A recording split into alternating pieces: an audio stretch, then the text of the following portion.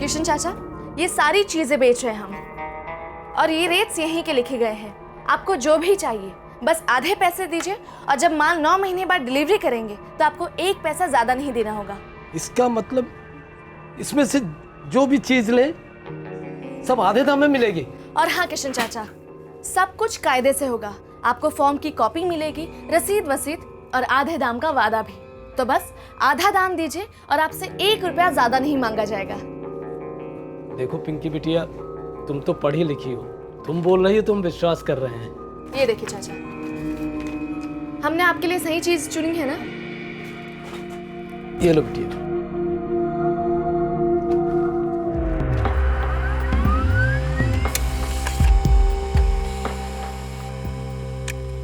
सभी संदिग्धों के फोन रिकॉर्ड्स बड़ी बारीकी से स्कैन हुए, पर कहीं से भी कोई ठोस अंदेशा नहीं हो रहा था कि इनमें से किसी का इस मल्टीपल मर्डर और गैंग रेप से कोई ताल्लुक हो।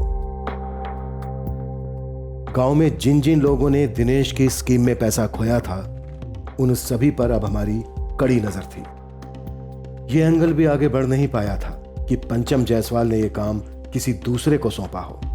दिनेश उपाध्याय को ढूंढने में जमीन आसमान एक किया जा रहा था। वो अब इस केस में संदिग्ध नंबर 1 था। केस की शुरुआत में हमारे पहले मुख्य संदिग्ध बृजभान शर्मा और उसके बेटों की जमानत हुई, पर वो अब भी हमारे संदिग्धों की लिस्ट में मौजूद थे। पूरी शिद्दत से कोशिशें करने के बावजूद यह केस एक अनसुलझा रहस्य बनता चला जा रहा था और हम पर दबाव बढ़ता चला जा रहा था। आपने सामने से हमें नहीं बताया पंचम जी। हमने खुद पता किया कि आपके और आपके बड़े भाई सोहन के बीच कुछ मसला था। लेकिन हमारे आपसी मसले से इस हादसे का क्या लेना देना साहब? बृजभान और सोहन का भी मसला था जमीन को लेकर। अब तक कुटाई चल रही है उनकी। साहब, हम सगे भाई हैं और वो बच्चियां हमारी बच्चियों जैसी थीं। अगर वो बच्चियां सच में आपके लिए आपकी बच्चियों जैसी थी और इस घिनौने कांड में आप शामिल नहीं हैं, तो गुनहगारों को पकड़वाने में हमारी मदद करते, हमें गुमराह नहीं करते। हमने गुमराह नहीं किया साहब। आपको पहले से मालूम था कि सोहन के घर में लाशें बिखरी पड़ी हैं, लेकिन ऐसे पेश आए जैसे चौंक गए। नहीं साहब, ऐसा नहीं था बिल्कुल भी। आपको यह भी मालूम था कि सोहन के घर के बाहर पेट्रोल की कैन क्यों, लेकिन जब हमने आपसे पूछा तो आपने कहा कि आपको नहीं मालूम। हाँ, वो हमने झूठ कहा था साहब। क्यों? वो अलग बात है कि हमारे और भैया के बीच संबंध खट्टे पड़ गए थे, लेकिन पूरे गांव में उनकी बहुत इज्जत थी और हम नहीं चाहते थे कि उनका ढिंढोरा पिटे कि वो पेट्रोल का अवैध धंधा चलाते हैं। इसलिए रोने धोने का नाटक किया हमारे सामने। ऐसे भाई के लिए शोक मनाया जिससे पिछले 2 साल से बातचीत बंद थी। हाँ मैडम, मैंने कई बार बात की थी पिंकी से। क्या बात की थी अरविंद? इस दिनेश उपाध्याय के चक्कर में कहीं किसी दिन तुझे जेल वेल ना हो जाए। ये दिनेश फ्रॉड के पैसों में से पिंकी को भी हिस्सा देता था? वो सब मुझे नहीं पता मैडम, मैं तो बस एक दोस्त के नाते उसे समझाता था। गांव के कई सारे लोगों के पैसे डूबे हैं मैडम इस फ्रॉड स्कीम के चक्कर में। मुझे लगता है पिंकी को पैसे मिले ज़रूर होंगे दिनेश से। जी, पिंकी का पासबुक तो घर ही पर पड़ा होगा। मैं कांस्टेबल भेज रहा हूँ, तुरंत पिंकी के सारे बैंक डिटेल्स और कागजात उसे हैंडओवर कर दो। जी। ये दिनेश उपाध्याय कोई एमआर के लोकहित बम्पर योजना चलाता था, जरा पता करो क्या चीज़ है ये। सर जी, 1 दिन का टाइम दीजिए। अगर हरियापुर के लोगों का पैसा डूबा है तो आधे दिन में पूरा चिट्ठा खुलेगा। लेकिन साहब जी, एक बात समझ में नहीं आई। अगर दिनेश उपाध्याय कई लोगों की मेहनत का पैसा लेकर गुल हुआ तो उन लोगों ने पुलिस में शिकायत क्यों नहीं की? कोई कुछ बोला क्यों नहीं? इस कांड में काफ़ी कुछ ऐसा है जिसके बारे में कोई कुछ नहीं बोल रहा। हमारे अपने भैया के साथ बातचीत बंद थी, ये बात हमने आपको नहीं बताई, तो आप ये कहेंगे कि हमने अपने भैया, अपनी भाभी और भतीजियों का कत्ल कर दिया, और कत्ल करने से पहले अपनी भतीजियों के साथ। पिंकी और रंजना के साथ जो हुआ वो शायद आपका इरादा नहीं होगा, पर जिन लोगों से आपने करवाया उनकी नीयत की गारंटी लेकर तो आप बैठे नहीं थे। हमने कोई सुपारी उपारी नहीं दी साहब। हाँ, हम भैया से नाराज ज़रूर थे, क्योंकि उन्होंने हमारे साथ भाई जैसा नहीं बल्कि दुश्मन की तरह व्यवहार किया था। ये क्या किया ननकू? मकान बेच दिया? अरे हमारी बात चल रही थी ना भाई। आप और सोहन भैया किसी नतीजे पे आए ही नहीं और मेरठ में मेरी नौकरी लग गई। 4 दिन में रिपोर्टिंग भी करना है, तो मैंने बस बेच दिया घर। किसको बेचा? सोहन भैया को। सोहन भैया? तूने ऑफर कुछ नहीं पंचम भैया। सोहन भैया तो सीधे 6 लाख नगद लेकर आ पहुंचे और थमा दिए मुझे। बोले कि अंकुश के लिए सही रहेगा ये घर, उनके घर के पास ही पड़ता है, इसके लिए मैंने हाँ कर दी। सोहन भैया, जब अपने इतना प्यार देंगे तो दुश्मनों की क्या जरूरत है? ननकू ने सब बता दिया हमको। हम तुमको पहले ही बोल दिए थे कि नंकू का घर खरीदने में हमें रुचि है, और तुम ही जिद पकड़ के बैठे थे। लेकिन वो घर तो हमने पहले देखा था ना भैया, और कमला को भी पसंद आ गया था। उसका छत और आंगन सब हमको भाग गया था। हमने अपना समझ कर आपको सब बता दिया, और आपने 1 लाख ज़्यादा देकर अपने नाम करा लिया। अरे धोखा दिया आपने हमें, छुरा भोंका हमारी पीठ पे। फालतू बात मत करो पंचम। हम तुमको बोल दिए थे कि अंकुश के लिए हमने वो घर पसंद किया, पर तुमको तो हमारी कदर है ही नहीं। अगर हमको तुम्हारी कदर नहीं होती ना भैया, तो 5 साल से जो पेट्रोल का अवैध धंधा चला रहे हो ना, इस बारे में चुप नहीं बैठते हम। इसी की काली कमाई से आपने घर खरीदा है। ये 6 लाख इसी से आए हैं। अब तक तो भाई समझ के चुप बैठे रहे, लेकिन अब आपने ही जब भाई भाई के साठ गांठ को तोड़ दिया ना, तो हमसे उम्मीद मत रखना कुछ। हमको धमकी दे रहे हो तुम? काश आपने भी कम से कम धमकी दी होती, अपना असली रंग दिखाया होता। लेकिन आपने तो कंधे पे हाथ रख के हमारा गर्दन दबा दिया। अब देखना क्या करते हैं। और ये पेट्रोल वाली बात आपने पंचायत में उठाई, लेकिन किसने साथ नहीं दिया आपका? ऐसा कुछ नहीं था साहब, हमने तो बस गुस्से में सिर्फ धमकी दी थी भैया को। लेकिन ये धमकी काम नहीं आई, और ये बात ना आपने हमें बताई और ना ही गांव के सरपंच लखन जी ने। हमने खुद कुरेद कर निकाली। अरे साहब, ये तो पंचम अपनी भड़ास निकाल रहा था। अब इतने के लिए हम सोहन जी के खिलाफ शिकायत थोड़ी करते। आप लोगों ने तो काफ़ी हल्ला मचाया था कि इस कांड से पूरा का पूरा गांव खौफ में। आप लोग चक्का जाम और न जाने क्या क्या करेंगे, पर इन दोनों भाइयों की दुश्मनी के बारे में आप लोगों ने चू तक नहीं की। यहाँ तक कि सोहन जायसवाल के अवैध पेट्रोल के धंधे के बारे में आप लोगों ने मुंह तक नहीं खोला। ये सोहन और पंचम दोनों भाइयों के बीच का आपसी झगड़ा है, इसका पेट्रोल से क्या लेना देना? वैसे भी पेट्रोल पंप इस गांव से काफी दूर है। सोहन जी 5-1 रुपये ज्यादा ले लेते, जिसमें हम गांव वालों को कोई आपत्ति नहीं होती थी। आप लोग तो ऐसे कह रहे हैं जैसे मानो कुछ हुआ ही ना हो।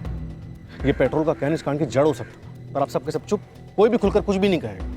इन दोनों भाइयों की दुश्मनी कोई गिल्ली डंडे का खेल नहीं थी। आप लोग हमारे और सोहन भैया के बीच के अनबन को एक खूंखार दुश्मनी और बलात्कार का रंग दे रहे हैं। बहुत गलत कर रहे हैं साहब। आप लोग ब्रजभान और उसके बेटों को बचाने के लिए हम पे इल्जाम लगा रहे हैं। बिल्कुल 16 आने सही समझे आप पंचम जी।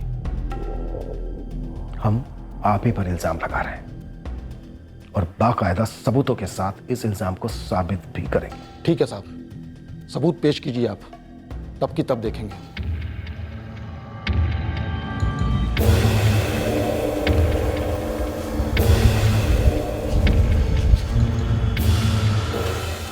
पंचम जायसवाल के फोन रिकॉर्ड से भले ही कुछ ना निकले, लेकिन इसके रिकॉर्ड्स निकलवाओ। जी सर। अगर ब्रिजभान जमीन के मसले को लेकर ऐसा कुछ कर सकता है, तो पंचम भी मकान के मसले को लेकर ऐसा कर सकता है। सगा भाई ऐसा कांड नहीं करवा सकता, ऐसा कहीं लिखित तो है नहीं। Right sir. वैसे इस केस के स्टार्ट में हमारे पास कोई लीड नहीं थी, पर अब हर दिन नया कुछ निकल के आ रहा है। लोकहित बम्पर योजना स्कैम? सर, ये स्कैम भी वजह हो सकता है इस कांड का।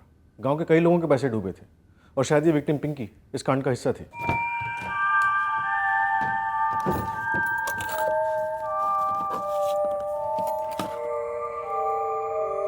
मिल गई पिंकी की पासबुक।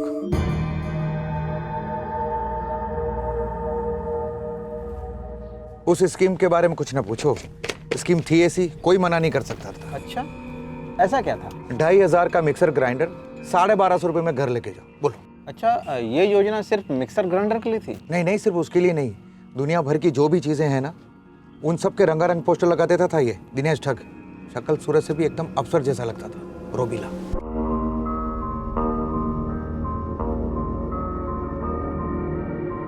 किशन चाचा, ये सारी चीजें बेच रहे हैं हम, और ये रेट्स यहीं के लिखे गए हैं।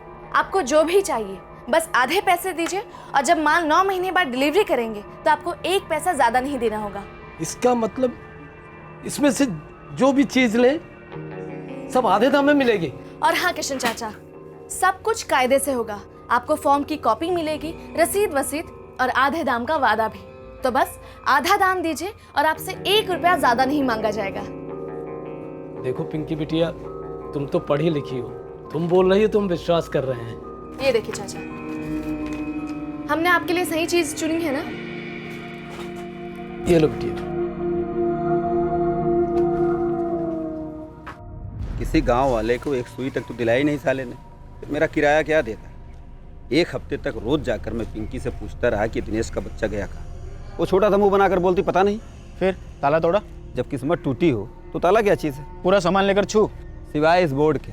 रद्दी वाले को बोला भैया और इसको लेके जा, आंखों में चुभता है ये, और वो अभी तक आया भी नहीं। दीवान जी, 1-2 लोगों तो समझे, ये दिनेश उपाध्याय तो पूरे गांव को चूना लगा कर गया है। ये आधे दाम का जो लॉलीपॉप देकर गया, किसी को शक नहीं हुआ? किसी ने कुछ पूछा नहीं दिनेश से? भैया कोई दिनेश बाबू को नाराज नहीं करना चाहता था, सभी ने लालच में आकर कुछ न कुछ खरीदा था। आप भी? 800 की इलेक्ट्रिक इस्त्री 400 में दे गई, छोटा सा करंट का झटका मुझे, लेकिन वो जयलाल शुक्ला को तो हजारों वोल्ट का करारा झटका लगा है। शॉक। क्यों, कोई फ्रिज वगैरह खरीदा था क्या? खेत का मोटर पंप, बेटे के लिए मोटरसाइकिल, लगभग 70-80 हज़ार रुपये दे चुका है उस ठग दिनेश को, और अब भी रोज आकर दुकान के चक्कर लगा के जाता है। उम्मीद में बैठा है कि शायद दुकान खुलेगी फिर से। बावला हो गया है। मैनेजर साहब, पिंकी एक दिनेश उपाध्याय नाम के फ्रॉड के पास काम कर रही थी, जो 2 महीने पहले कई लोगों को चीट करके भाग गया। आप जरा पिंकी के अकाउंट में देख के बताएंगे कि दिनेश ने कोई रकम पिंकी के अकाउंट में ट्रांसफर की हो, या फिर पिंकी के अकाउंट से किसी अज्ञात अकाउंट में कोई बड़ी रकम ट्रांसफर हुई हो। आप पहले ये बताइए कि आपको किसने कहा कि पिंकी और उस फ्रॉड दिनेश उपाध्याय के बीच था या नहीं था फेयर? आप पहले ये बताइए, आपको बताया किसने? अरविंद, तुम्हारा दोस्त, पिंकी का दोस्त, तुम्हारी फैमिली का दोस्त। आप झूठ बोल रहे हैं। अगर ऐसा कुछ होता तो वो सबसे पहले मुझे बताता। पिंकी ने तुम्हें बताया था कि उसने कत्ल से 2 दिन पहले अपना नंबर क्यों चेंज किया? नहीं, बोल चुका हूं आपको। बोल चुके हो। अब जो मैं बोल रहा हूं वो सुनो। हमें लगता है पिंकी या तो दिनेश को अवॉइड कर रही थी या फिर गांव वालों को, इसलिए उसने अपना नंबर चेंज किया। नंबर चेंज करके कोई गांव वालों को कैसे अवॉइड कर सकता है भला? और वो दिनेश को क्यों अवॉइड करेगी सर? क्योंकि शायद जैसे गांव वालों का पैसा दिनेश के पास अटका था, ऐसे ही दिनेश का पैसा पिंकी के पास अटका हो। झूठ, सब झूठ है ये। तुम्हारे घर के 4 लोगों का मर्डर हुआ है, तुम्हारी दोनों बहनों के साथ गैंग रेप हुआ है, ये झूठ नहीं है। और ये भी झूठ नहीं है कि ब्रजभान और तुम्हारे अपने चाचा पंचम के साथ तुम्हारी फैमिली की दुश्मनी थी। ये भी झूठ नहीं है कि तुम्हारे पिता पेट्रोल का अवैध धंधा करते थे। ये भी झूठ नहीं है कि गांव वालों ने दिनेश की फ्रॉड स्कीम में पैसा सिर्फ और सिर्फ तुम्हारी बहन पिंकी के भरोसे लगाया था, और अब गांव वाले इस नुकसान का जिम्मेदार तुम्हारी बहन पिंकी को मान रहे थे। छोटी छोटी रकम भी मिलाओ तो 8-10 लाख कहीं नहीं गए। सर, एक जयलाल शुक्ला मिला था, मैक्सिमम उसका नुकसान हुआ है कुछ 80 हज़ार का। काफ़ी परेशान लग रहा था। तो क्या सर कुछ ऐसी नाराज गांव वालों ने मिलकर बदला तो नहीं लिया पिंकी से और पूरे परिवार वालों से? और फिर पंचायत खौफ, ड्रामा और चक्का जाम की धमकी देकर ध्यान बटा रही हो। सर, आप जैसा कह रहे हैं उसके हिसाब से गांव का वो हर बंदा रडार में लाना होगा जिसको दिनेश ने चूना लगाया हो, और शायद पिंकी ने भी। लेकिन सर, पिंकी के बैंक अकाउंट में कोई भी अनयूजुअल रकम ना डिपॉजिट हुई और ना ही किसी दूसरे अकाउंट में कोई ट्रांसफर। त्रिपाठी, लगभग सारे ट्रांजैक्शन कैश में हुए। हो सकता है सारी रकम पिंकी के पास कलेक्ट हुई और पिंकी ने ये रकम दिनेश को ना दी। गुस्से में आकर दिनेश ने अपने आदमी भेजकर ये सब करवा दिया। इस वक्त हर एंगल धुंधला है अंकुश, लेकिन इतना साफ है कि इस कांड का कुछ ना कुछ पिंकी से लेना देना जरूर है। मेरी समझ में नहीं आ रहा है सर, ये सब मेरी पीठ पीछे हुआ जब मैं यहां नहीं था। ये बात भी उसी धुंध में फंसी है अंकुश। तुम्हारा लखनऊ जाना होता है और उसके ठीक 3 दिन बाद ये कांड हो जाता है। कहीं आप मुझ पर तो शक नहीं कर रहे हैं? हमारे पास कोई वजह नहीं है तुम पर शक ना करने की। सर, अपनी फैमिली का मैं इकलौता मेंबर बचा हूं अब, और इकलौते वारिस भी, इसीलिए शक के दायरे में हो। पर तुम इकलौते नहीं हो। हमारी उंगलियां और भी कई जगह उठ रही हैं, इशारा भी कर रही हैं, पर किसी एक जगह पे टिक नहीं रही। इसलिए तुम सबको चेतावनी है हमारी कि हमसे कुछ भी छुपाने की बेवकूफी मत करना, क्योंकि हम धुंध के हटने का इंतजार नहीं करते, बल्कि खुद धुंध हटाकर मुजरिम को रोशनी में ले आते हैं।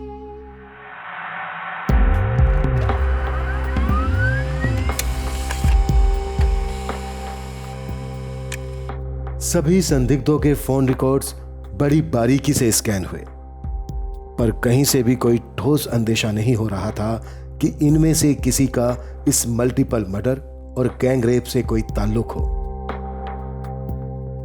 गांव में जिन जिन लोगों ने दिनेश की स्कीम में पैसा खोया था, उन सभी पर अब हमारी कड़ी नजर थी। यह एंगल भी आगे बढ़ नहीं पाया था कि पंचम जायसवाल ने यह काम किसी दूसरे को सौंपा हो। दिनेश उपाध्याय को ढूंढने में जमीन आसमान एक किया जा रहा था। वो अब इस केस में संदिग्ध नंबर 1 था।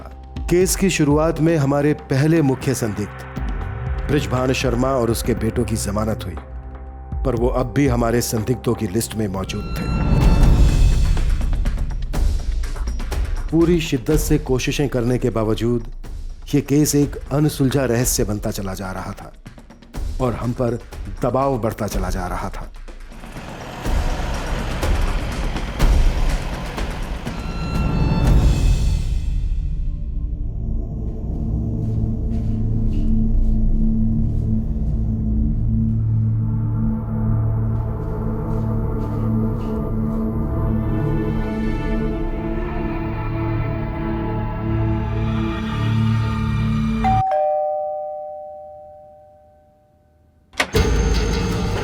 नरसंहार के लगभग 1 महीने बाद दिल्ली में दिनेश उपाध्याय पकड़ा गया, पर इस केस के लिए दिल्ली अभी भी बहुत दूर थी। दिनेश उपाध्याय हमारा गुनहगार है, पहले आप उसे हमारे हवाले कीजिए। सबसे पहले हमें गांव के एक एक आदमी का पैसा वसूलना है, सूद समेत। हमारे हवाले कीजिए दिनेश उपाध्याय को। ऐसा चाहिए हमारे हवाले कीजिए, हवाले कीजिए, हमारे गुनहगार हवाले आपको हमारे हवाले करना ही पड़ेगा। दिनेश उपाध्याय को हमारे हवाले करना ही पड़ेगा।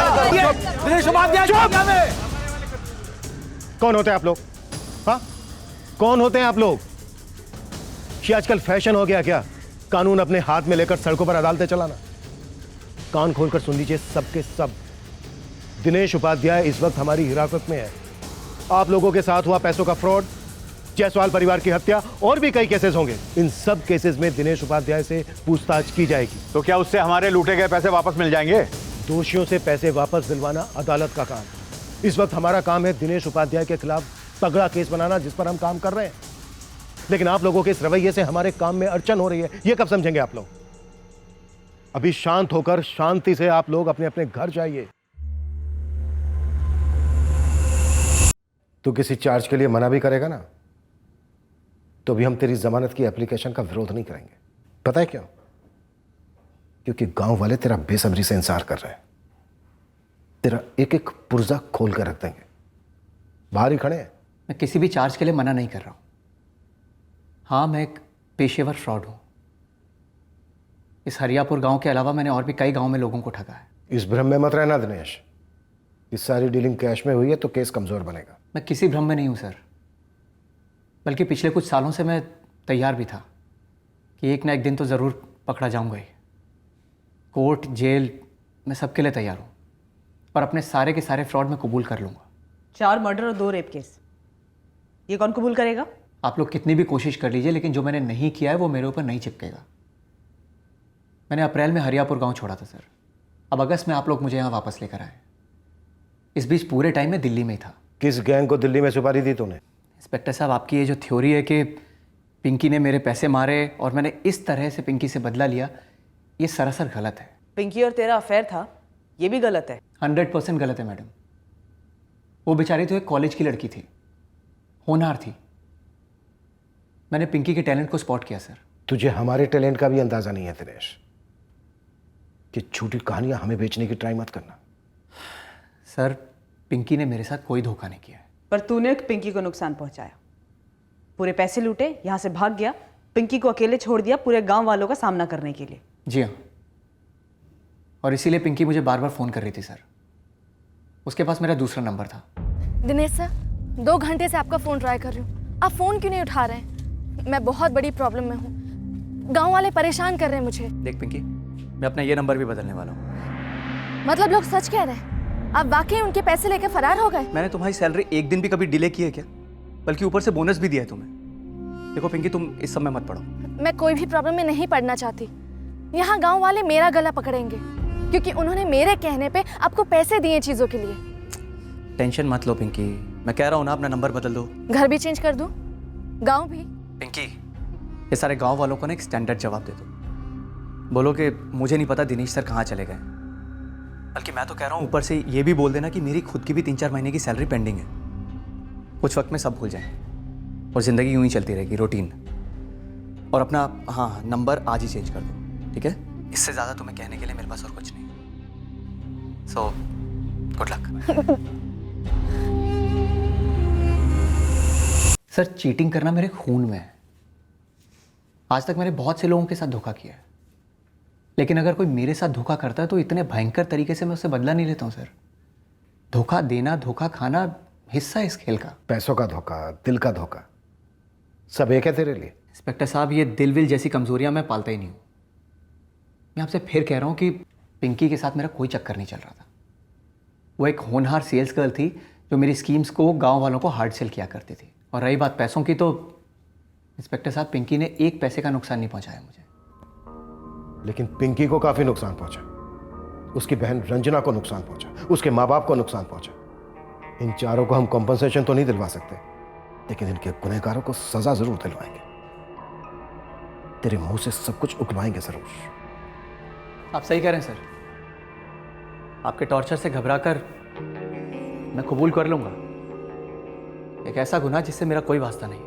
लेकिन आप लोग खुद ही सोचिए सर, इससे क्या आपका असली केस सॉल्व हो पाएगा? वो जो असली कातिल है वो तो बाहर खुला घूमता रहेगा ना। आप जैसे काबिल ऑफिसर्स के नाम के चुटकुले सुनाता रहेगा अपने दोस्तों को। कैश में इसलिए डील करता हूं ताकि केस बनाना मुश्किल हो, मुझे ट्रेस करना मुश्किल हो। ये 4 मर्डर्स, 2 गैंग रेप, इतना बड़ा अटेंशन मैं अपने ऊपर क्यों मोल लूंगा सर? Common sense. सर ये दिनेश बड़ी स्टैंडर्ड बातें कर तो रहा है, पर उस पर भरोसा नहीं किया जा सकता।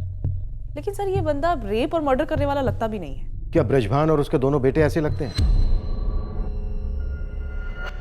क्या सोहन जायसवाल का भाई पंचम जायसवाल ऐसा लगता है? क्या सारे गांव वाले ऐसे लगते हैं जिन्हें दिनेश ने ठगा था और उन्होंने दिनेश का गुस्सा पिंकी और उसके परिवार पर निकाला हो? क्या अंकुश ऐसा लगता है कि उसने अपनी पूरी फैमिली का सफाया कर दिया? सर अंकुश जायसवाल का कोई पारिवारिक मसला सामने नहीं आया।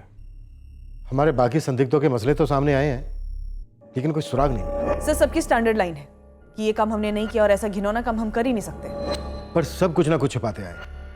अब सवाल यह है कि जायसवाल फैमिली के किसी सदस्य से रंजिश वाले ने भी ये नहीं किया है, तो फिर कौन? हमारा पहला डकैती वाला एंगल भी कहीं फिट नहीं बैठ रहा है, तो सवाल जिस का तस है, कौन? सोहन और गायत्री जायसवाल को उन्हीं के बेडरूम में उन्हीं के बिस्तर पर मार डाला गया। शायद नींद में उनके ऊपर अटैक किया गया। उसके बाद इन दोनों लड़कियों पिंकी और रंजना के साथ गैंग रेप किया गया होगा और उसके बाद मर्डर। सर पिंकी और रंजना इन दोनों में से किसी एक ने दरवाजा खोला होगा। पूरे चांसेस हैं कि गुनहगारों में से कोई एक जान पहचान का था। सर वो पेट्रोल का कैन, मैं बार बार उस पर आके अटक जाता हूँ। अंकुश और गांव के कई लोगों ने बोला है कि गांव में अगर एकाएक किसी को पेट्रोल की जरूरत पड़े तो सोहन जायसवाल के पास से मिल जाता था। पर सर अंकुश ने यह भी बोला था कि अगर किसी को पेट्रोल की जरूरत होती थी तो वो फोन करके बोल देते थे। पेट्रोल की डिलीवरी हमेशा दुकान से होती थी, घर से नहीं, ऐसा क्लियरली कहा है अंकुश ने। सर हो सकता है किसी एक्सेप्शनल केस में पेट्रोल का ऑर्डर दुकान के बंद होने के बाद घर से पिकअप होने वाला, ये शायद इस केस में होने वाला। तो फिर हमारे संदिग्धों में से ये एक्सेप्शनल केस कौन हो सकता है जिसे पेट्रोल चाहिए था? सर पंचम की पिछले 2 साल से सोहन जायसवाल से कोई बात नहीं हुई। मैंने कॉल रिकॉर्ड चेक किए, सब क्लियर है। सर शायद पंचम उस रात पर्सनली आए हो अपने भाई से बात करने और सुलह करने के बहाने उसने बात पेट्रोल को लेकर शुरू की। केस अब हमें गोल गोल चक्कर कटवा रहा था। कोई क्लियर मोटिव नजर आने के बजाय मौजूदा सारे मोटिव्स और धुंधले नजर आने लगे थे। हम सारे संदिग्धों से बार बार वही सवाल करने लगे थे।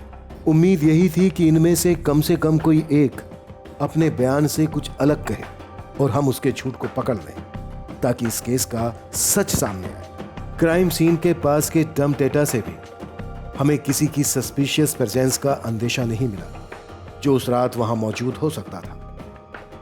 नाकामयाबी के भंवर में हम मानो हर बहते तिनके से लटक रहे थे, पर एक ऐसा तिनका आखिरकार हाथ लगा जो हमारे केस को किनारे ले आने वाला था।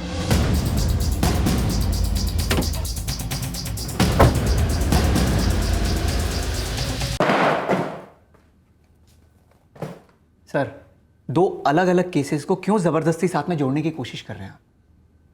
मेरे ऊपर फ्रॉड के चार्जेस लगा के कोर्ट में पेश कर दीजिए ना। ये अरविंद कुशवाहा कौन है जानता है? जी सर, पिंकी का दोस्त है। अरविंद ने तेरी फ्रॉड स्कीम में पैसे लगाए थे? जी, उसे नए मॉडल की कोई बाइक चाहिए थी। पिंकी कभी अरविंद के बारे में बातें करती थी तेरे साथ? पिंकी मेरे लिए काम करती थी। मेरी पिंकी से बातचीत सिर्फ और स्ट्रिक्टली प्रोफेशनल होती थी। मेरी स्कीम्स बेचती थी वो गांव वालों को, कभी अपनी पर्सनल बात डिस्कस नहीं की उसने। नहीं अरविंद नहीं, उसकी गर्लफ्रेंड को उठाओ। क्या नाम था उसका? सर ममता, कुछ ममता बोला था उसने। गर्लफ्रेंड ममता है, ममता त्रिवेदी। 6 जून को मेरी उससे भी कई बार बात हुई। अब हम ममता से बात करेंगे, उठा लो उसे। Okay sir. त्रिपाठी, पता नहीं क्यों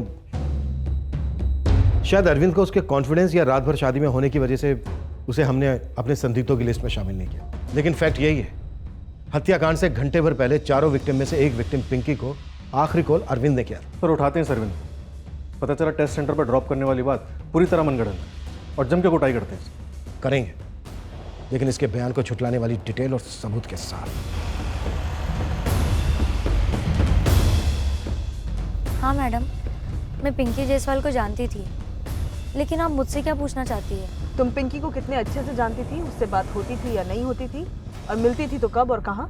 नहीं नहीं, मैं पिंकी से मिली विली नहीं, ना ही हम एक कॉलेज के थे और ना ही गांव के।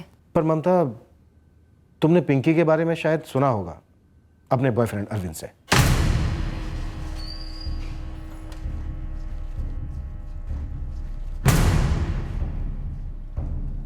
अरविंद का तुम्हारा बॉयफ्रेंड बनने से पहले या उसके बाद पिंकी के साथ कोई रिश्ता था, रोमांटिक टाइप का? ये कौन सी बात हुई सर? हर बारी जब आपने पूछा है मैंने जवाब दिया है, हर बारी हाजिर हुआ हूं। फिर ये ममता, मेरी गर्लफ्रेंड को क्यों घसीटा जा रहा है इस सब में? नाम तो तूने घसीटा है। जब हमारे बिना मांगे बिना पूछे तूने ममता का नाम लिया, ममता त्रिवेदी, यहाँ तक कि उसका नंबर तक ऑफर किया। आप कहें तो मैं नंबर दूं सर? और अब जब हम ममता से 2-4 सवाल कर रहे हैं तो तुझे तकलीफ हो रही है? कहीं इस बात की तकलीफ तो नहीं कि हमने तुझे ममता को सिखाकर भेजने के लिए मौका नहीं दिया, जैसे कि तूने गुड्डू को सिखाकर भेजा था हमारे इन्फॉर्मर के पास?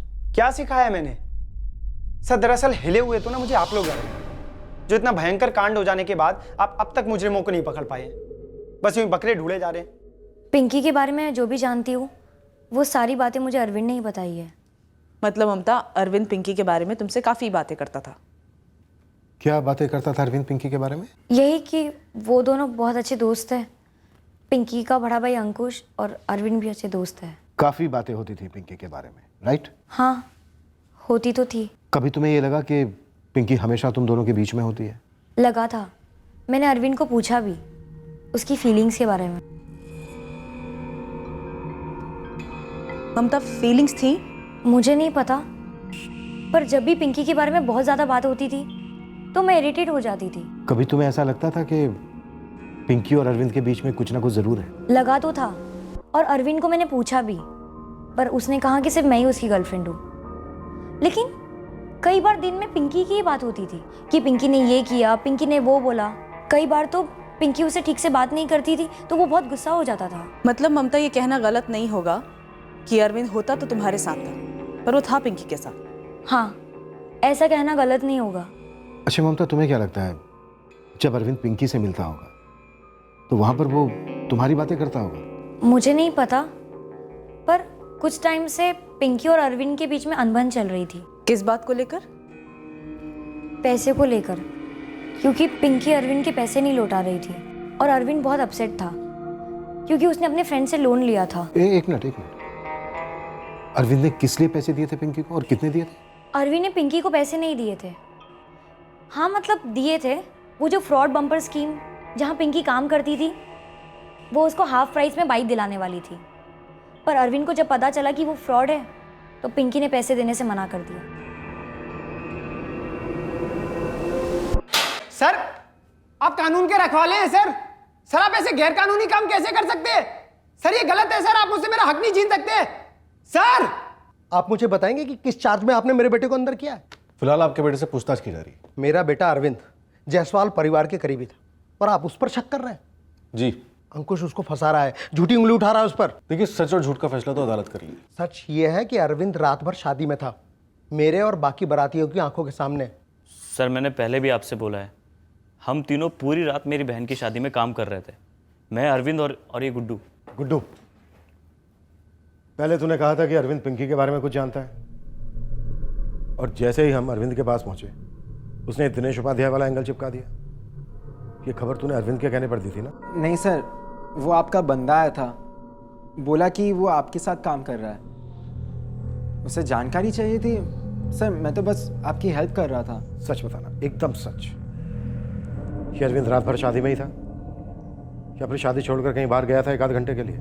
नहीं सर, हम तीनों पूरी रात साथ में थे, मंडप में। वो सवेरे विदाई से पहले जैसे ही हमारे पास ये खबर पहुंची हरियापुर से, मैं और अरविंद सीधा निकल गए सोहन अंकल के घर। सर, मैं नहीं जा पाया, सुबह 9:30 बजे मेरी बहन की विदाई थी, इसलिए। हाँ जी, आजकल कौन सी शादी में वीडियो नहीं बनता? बारात का आना, शादी की रस्म, विदाई, पूरे फंक्शन की वीडियो रिकॉर्डिंग चाहिए मुझे। अमिता की शादी की सीढ़ी तो अभी आई नहीं, उसके ससुराल में है। कहाँ उसका ससुराल? जी, मुरादाबाद। तो मुरादाबाद से तुरंत मंगवा लीजिए। सर बारात रात 11 बजे पहुंची, फिर हम मेहमान नवाजी में लग गए। खाना वाना हुआ और रात के करीब 2 बजे शादी हुई। सर एक सेकंड भी ऐसा नहीं था जब अरविंद वहाँ नहीं था। ये अरविंद का पिंकी या रंजना के साथ कोई चक्कर वक्कर था? सर ये आप क्या पूछ रहे हैं? अरविंद और पिंकी का कोई चक्कर नहीं था। अरविंद की गर्लफ्रेंड है ममता, हमारे गांव की है। सर पिंकी और रंजना तो अरविंद की बहनें जैसे थी। वो लोग अरविंद, पिंकी, रंजना सब साथ साथ बड़े हुए थे। अरविंद के फादर मोहन जी से कह दो शादी की सीडी वेरीफाई होने तक अरविंद हमारे पास रहेगा। सर शादी की सीडी कल सुबह तक आएगी मुरादाबाद से। सर दिलीप और गुड्डू के पीछे एक एक बंदा लगवा दिया। खास दोस्त हैं अरविंद के, इन दोस्ती में से बचा तो नहीं रहे। शादी की सीडी आने दो, देखते हैं अरविंद फुल टाइम शादी में था या फिर बीच में थोड़ी देर के लिए गायब हुआ था।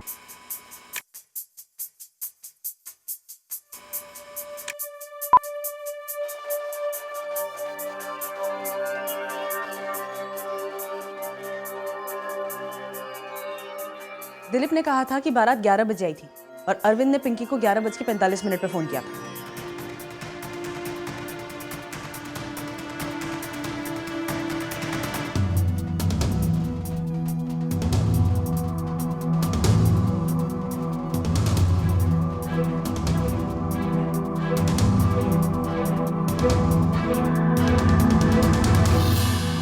सर शादी हो रही है, रात के शायद 2 बजे होंगे और अरविंद अभी शादी में ही मौजूद है।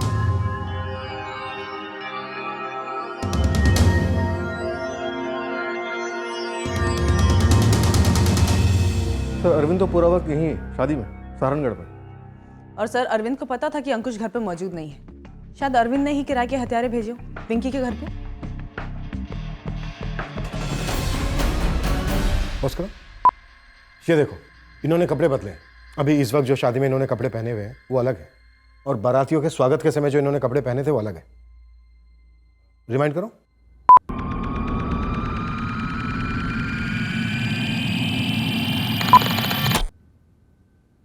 अब वापस फॉरवर्ड करो।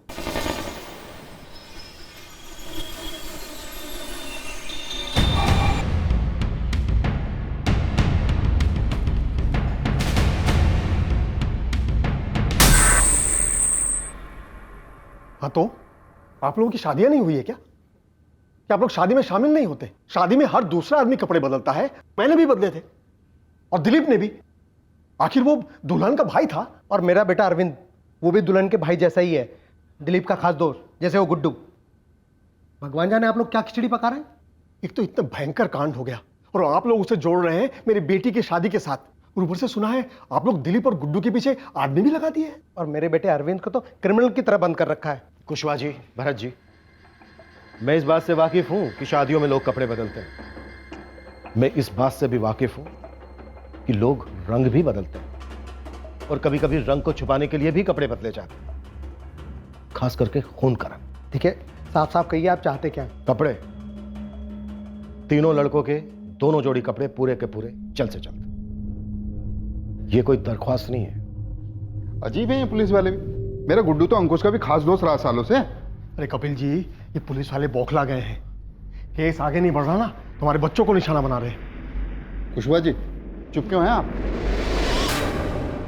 मेरी समझ में ये नहीं आ रहा कि जो कपड़े पहनकर इन तीनों ने बारात का स्वागत किया था वो कपड़े हमें घर पर मिले क्यों नहीं?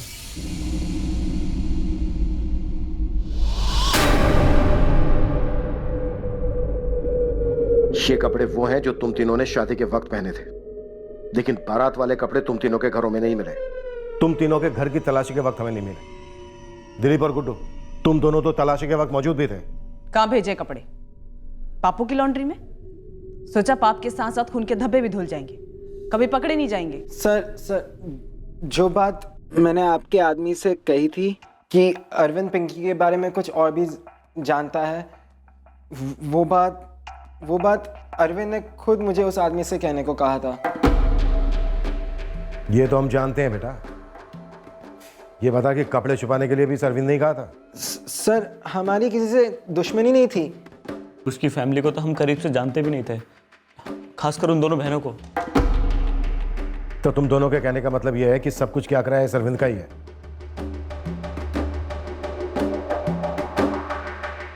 हाँ सर, ये किसी की चाल है सर। सर मुझे फंसाया जा रहा है सर। अब इन दोनों को ही मेरे खिलाफ भड़का दिया गया है। ये दोनों ही सब कुछ मुझ पर डाल रहे हैं। तो तू सच बोल दे अरविंद, देख तेरी कहानी खत्म हो चुकी है। हम जानते हैं कि तू अकेला नहीं था। बोल, तेरे साथ और कौन था? बोले। सर, यही दोनों थे मेरे साथ उस रात। अपने मजे करने आए थे सर, अपनी मर्जी से। सर, इस अरविंद ने हमें बोला कुछ और करवाया कुछ और, फंसा रहा है सर हमें। अबे दिलीप, पकड़े गए हम लोग। कबूल कर लो कि तुमने अपने मजे के लिए मेरा साथ दिया। इस पिंकी की बच्ची को तगड़ा सबक सिखाना है। अबे अरविंद देख, भाई तेरा गुड लक है कि तेरी लाइफ में ममता है। अब जो है उसमें खुश रहना है यार, फालतू में क्यों इतना लालची बन रहा है? अरे दिलीप, तू नहीं समझेगा ये घायल ईगो की आग। देख, पिंकी हमारे अरविंद भाई साहब के बाइक पे लिफ्ट लेती है, पर कभी लिफ्ट देती नहीं। सच कहूँ तो उसका नाम सुनता हूँ तो मेरा खून खौल उठता है, और ऊपर से साली मेरे पैसे निकल कर बैठी है।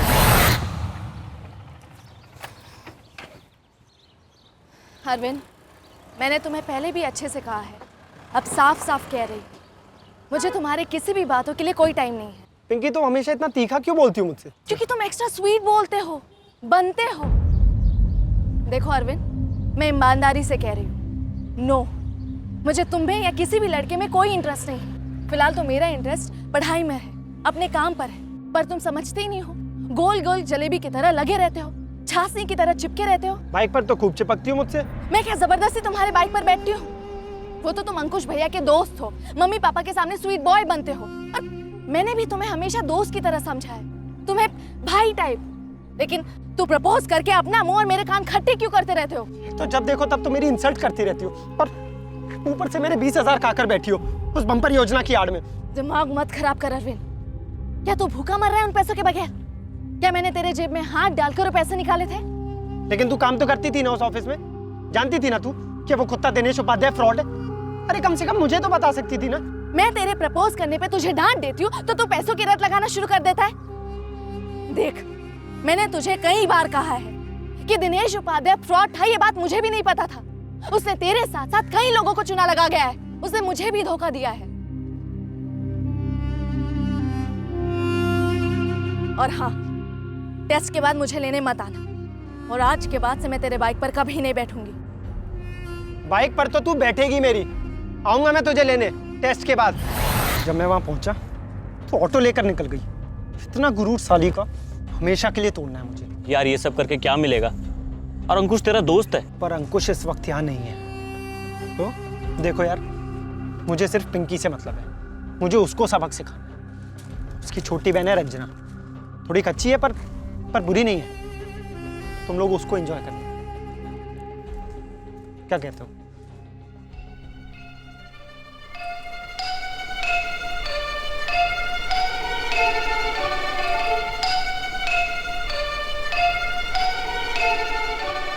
पापा सो गए हैं, अब पेट्रोल कल सुबह ही मिलेगा। तू समझना यार, हम लड़की वाले हैं, शादी का माहौल है यार, इतने सारे काम होते हैं यार, पेट्रोल तो अभी चाहिए ना यार। और कल सुबह विदाई भी है, इतनी भागम भाग है। ठीक है, मैं पेट्रोल दुकान से निकाल कर रखती हूँ, तो घर आकर ले जा। अच्छा, और तू ना बाहर वेट करना, देख मैं कोई बेल नहीं बजाऊंगा, खामखा अंकल आंटी उठ जाएंगे। जल्दी आ जा। अरविंद, सारे बाराती खाना खाकर आराम कर रहे हैं। सही मौका है, जल्दी वो आते हैं, थोड़ा मजा हम भी तो कर लें। ये ले, हम तीनों के फोन यहीं कहीं रूम में छुपा कर रख दे, साइलेंट पर। ठीक है। छुरे बाइक में निकाल ले, हम मेरी बाइक पर चलेंगे। अरविंद अपनी मनगढ़ंत भड़ास निकालने चला था, पूरी प्लानिंग के साथ, छुरे हुरे खरीद कर, और तुम दोनों ने इसका साथ दिया सिर्फ मजे के लिए, अपनी हवस पूरी करने के लिए। किसी लड़की के साथ जबरदस्ती करना, उसे तुम लोग मजे की एक्टिविटी समझते हो? अबे दिलीप, तेरी तो बहन की शादी हो रही थी ना, उस दौरान तो किसी के माँ बाप को मार के चाकू की नोक पे उनकी बेटियों के साथ गैंगरेप कर रहा था। क्या घटिया सोच रहे तुम लोगों की।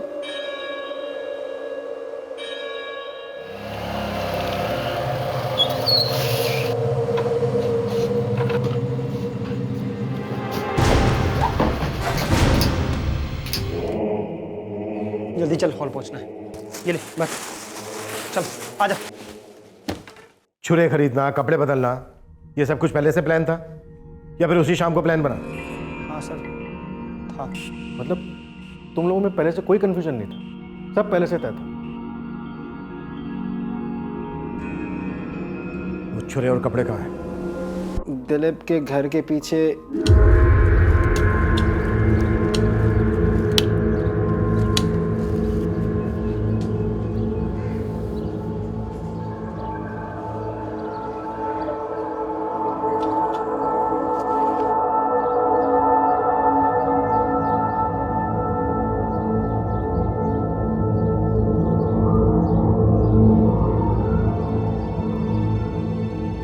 अरविंद, गुड्डू और दिलीप ने भयंकर जुर्म किया है।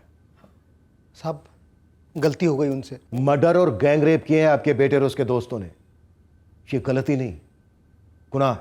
मानते हैं सर जी, पर जरूर इस अरविंद ने मेरे बेटे को उकसाया होगा। हाँ सर, मेरे दिलीप को भी, वरना आज तक तो उसने किसी को एक थप्पड़ तक नहीं मारा सर। अरे सर, अब ये लोग सब कुछ मेरे बच्चे पे डाल रहे हैं सर। बस कुशवाहा जी, कपिल जी, भरत जी, झूठ मत बोलिए अपने आप से। इस कड़वे सच का सामना कीजिए। आप तीनों के बेटे इस घिनौने जुर्म में बराबर के साथीदार थे। अरविंद अपने आप को विक्टिम समझकर अपने अंदर की भड़ास निकाल रहा था। दिलीप और गुड्डू अपने अंदर की विकृति की आग बुझा रहे थे। और आपका बेटा दिलीप, वो तो अपनी बहन की शादी छोड़कर इस गुनाह में शरीक हुआ। ये तीनों गुनहगार हैं जायसवाल फैमिली के, कानून के। 21-22 साल के पढ़े लिखे अच्छे घरों के इन लड़कों ने इतने विकृत जुर्म को अंजाम दिया, ये सुनकर ही सबके होश उड़ गए थे। वो लोग भी हिल गए जिनकी जायसवाल परिवार से रंजिश रही थी। गांव वाले जो अब तक जुर्म के रहस्य से आतंकित थे, अब सच जानकर मायूसी और शौक के माहौल में डूब गए। दिनेश उपाध्याय ने और कहां अपनी फ्रॉड स्कीम के जरिए लोगों को ठगा और उनके पैसे लूटे, उसकी जांच हो रही है।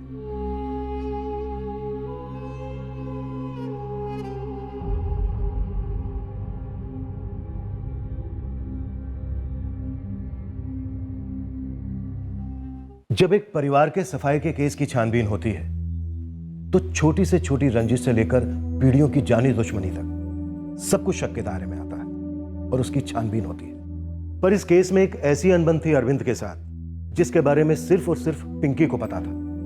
पर उसे यह नहीं पता था कि रंजिश की एक छोटी सी चिंगारी कितना बड़ा विस्फोट करने वाली है उस पर और उसके परिवार पर। हमारी अपील है हर महिला से, हर लड़की से, हैरेसमेंट का कोई लेवल या डिग्री नहीं होती। पहली बार ऐसा कुछ होते ही तुरंत रिपोर्ट करनी चाहिए। ये कोई लोगों में डर पैदा करने का प्रयास बिल्कुल नहीं है, बस एक सिंपल कदम है औरतों की सेफ्टी के लिए। रिजेक्शन का असर किसके दिमाग में कैसा हो रहा है यह जज करना आसान नहीं है, जैसा कि अरविंद के केस में। साथ ही किसके दिमाग में किस तरह की अमानवीय विकृति पनप रही है यह भांपना भी आसान नहीं है, जैसे कि इस केस में दिलीप और गुड्डू, जो बस अपने दोस्त का साथ देने गए इन मर्डर्स में सिर्फ इसलिए ताकि उन्हें क्रूर तरीके से अपनी हवस पूरी करने का मौका मिले। हर जुर्म एक आईना है, एक दर्पण है हमारे जमाने का, जो हमें दिखलाता है वो सारी चीजें जो होनी नहीं चाहिए। जय हिंद।